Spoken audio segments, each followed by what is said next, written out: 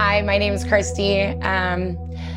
I was raised in a home full of addicts and addiction in my childhood. It was my mom, my dad, my brother, and I. A lot of homelessness, just a lot of brokenness, darkness, and the enemy was after me at a really young age. I got lost in addiction.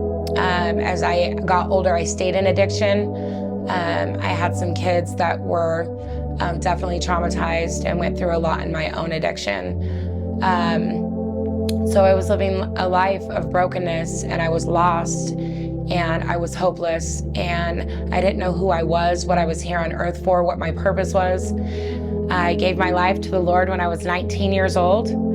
And I went to a church, and I had track marks all up and down my arms from using needles.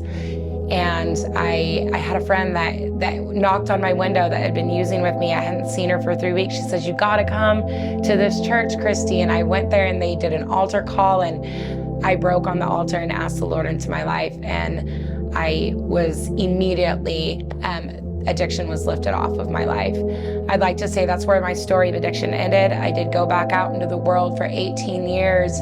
I chose, we have the choice of free will. And I did go back out into the world.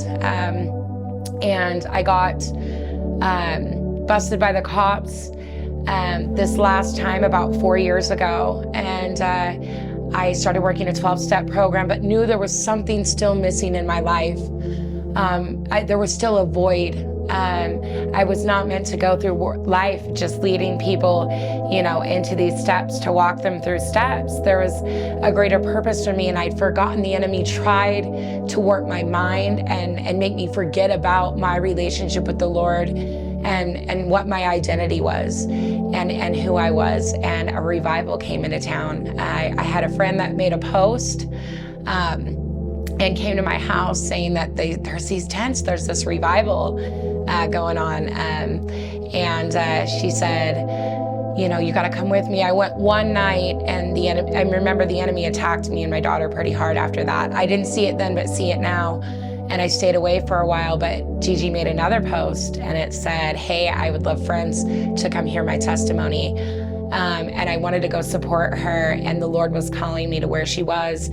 And I walked in there and met everybody that had been a part of this revival that was going on in Utah. And I had hands laid on me from some pretty powerful women that were filled with the Holy Spirit.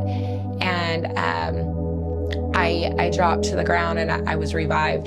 The Lord came after me. He came running for me. He never left me.